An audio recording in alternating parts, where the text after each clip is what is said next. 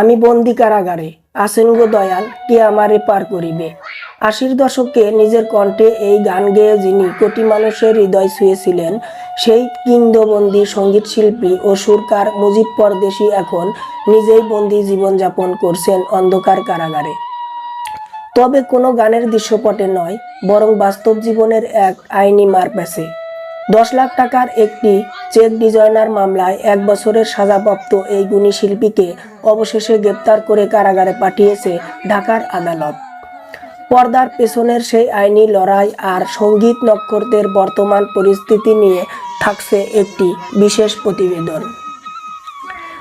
বাস্তব জীবন কখনো কখনো গানের চেয়েও নির্মম সত্য হয়ে ধরা দেয়। ৮০ দশকের কালজয়ী কণ্ঠশিল্পী মুজিব পরদেশী, যার আসল নাম মুজিবুর রহমান মোল্লা, তিনি এখন ঢাকা কেন্দ্রীয় কারাগারের বাসিন্দা। ঢাকা মহানগর পুলিশের প্রসিকিউশন বিভাগ সূত্রে জানা গেছে, গত ৩ আগস্ট সোমবার রাজধানীর উত্তরা পশ্চিম থানা পুলিশ তাকে গ্রেপ্তার করে। পরদিন ৪ আগস্ট মঙ্গলবার ঢাকার অতিরিক্ত চিফ মেট্রোপলিটন ম্যাজিস্ট্রেট আদালতের বিচারক মোহাম্মদ শেফাতুল্লাহ তার জামিন আবেদন নামঞ্জুর করে কারাগারে পাঠানোর চূড়ান্ত নির্দেশ দেন। কিন্তু কি ছিল এই প্রবীণ শিল্পীর বিরুদ্ধে আনা অভিযোগ? অনুসন্ধানে জানা যায়, ঘটনার সূত্রপাত ২০২২ সালে। ইরদিস আলী বিশ্বাস নামের এক ব্যক্তি ১০ লাখ টাকার একটি চেক ডিজাইনারের অভিযোগে মাগুরা আদালতের মুজিব পরদেশীর বিরুদ্ধে এই মামলাটি দায়ের করেন। দীর্ঘ আইনি প্রক্রিয়া শেষে ২০২৩ সালের ১৫ই মার্চ মাগুরায় দ্বিতীয় যোগ্য দায়রা জজ আদালত এই মামলার রায় ঘোষণা করেন।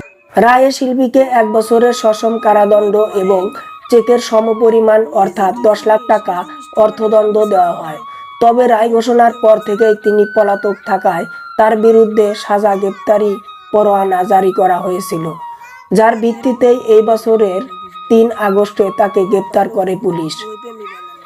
আইনের চোখ সবার জন্য সমান হলেও এই খবরটি মেনে নিতে পারছেন না তার লাখো ভক্ত অনুরাগী।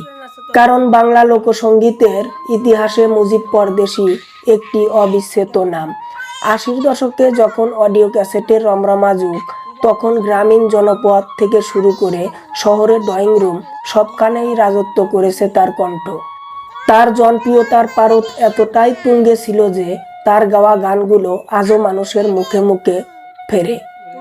তার জনপ্রিয় গানের তালিকাটি বেশ দীর্ঘ, যার মধ্যে অন্যতম আমি বন্দি কারাগারে, হলদিয়া পাখি সোনারি বরণ, আমি যার লাগিয়া হইলাম পরদেশী, সাদা দিলে কাদা লাগাই দিলি, লোকে বলে মন দিলে মন পাওয়া যায় সই।